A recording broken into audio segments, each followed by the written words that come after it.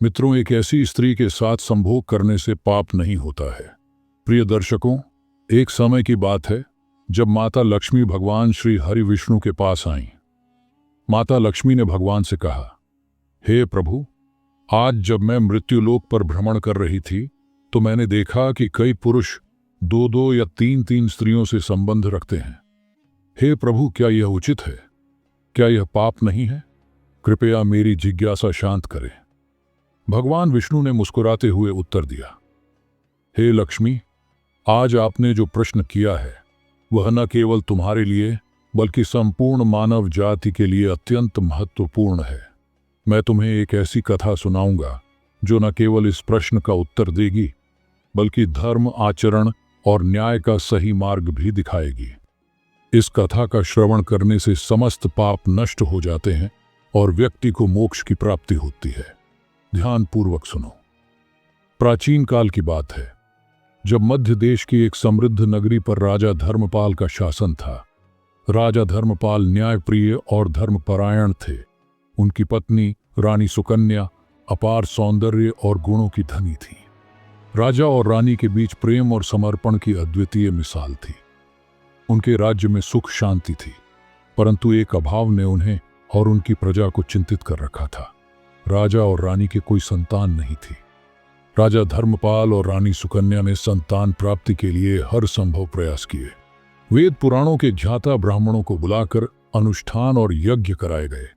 राजा ने कठोर व्रत और तप किए, प्रजा के हित में दान पुण्य किया और कई ऋषियों के पास जाकर परामर्श लिया, किंतु संतान प्राप्ति का सौभाग्य उन्हें प्राप्त नहीं हुआ। संतानहीनता न केवल राजा रानी के लिए व्यक्तिगत पीड़ा थी बल्कि राज्य की स्थिरता के लिए भी एक बड़ा संकट थी। प्रजा में यह चिंता बढ़ने लगी कि राजा के बाद राज्य का उत्तराधिकारी कौन होगा। इस चिंता से प्रेरित होकर प्रजाजनों ने राजा से आग्रह किया। एक दिन प्रजा के प्रमुख राजा के दरबार में उपस्थित हुए। उन्होंने कहा, हे महाराज, आप धर्म और न्याय के प्रतीक हैं। आपकी देखरेख में राज्य ने सुख और समृद्धि देखी है, परंतु भविष्य में जब आप हमारे बीच नहीं होंगे तब राज्य का क्या होगा। हम आपसे विनती करते हैं कि आप दूसरा विवाह करें और संतान प्राप्ति का प्रयास करें। राजा ने प्रजा की बात ध्यानपूर्वक सुनी, परंतु उन्होंने उत्तर दिया, हे प्रजाजनों, मैं अपनी पत्नी सुकन्या से अपार प्रेम करता हूं। शास्त्रों के अनुसार एक पत्नी के होते हुए दूसरी स्त्री से संबंध रखना पाप है। मैं अपने धर्म और निष्ठा से विमुख नहीं हो सकता। यदि राज्य का भविष्य मेरे हाथों में सुरक्षित नहीं रहता तो मैं इसे अपनी नाकामी मान लूंगा, परंतु पाप के रास्ते पर कदम नहीं रख सकता। राजा के इस उत्तर से प्रजा निराश होकर रानी सुकन्या के पास गई। उन्होंने रानी से निवेदन किया, हे महारानी, हमारा भविष्य केवल आप पर निर्भर है। कृपया राजा को दूसरा विवाह करने के लिए प्रेरित करें।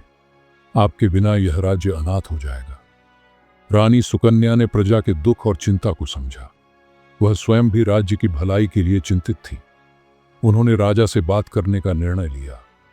रानी ने राजा से कहा, हे स्वामी, प्रजा का हित हमारे व्यक्तिगत सुख दुख से ऊपर होना चाहिए।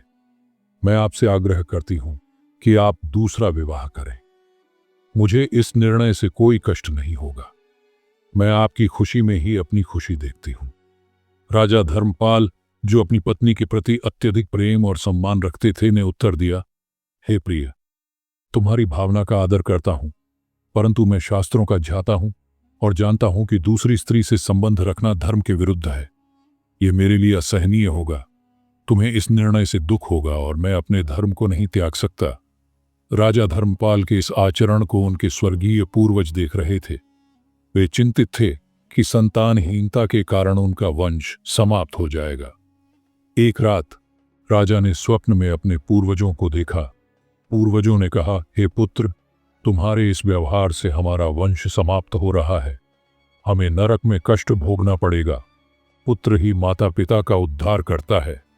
यदि तुम्हें संतान नहीं होगी तो हमारा कुल समाप्त हो जाएगा। यह तुम्हारा धर्म है कि तुम संतान प्राप्ति का प्रयास करो।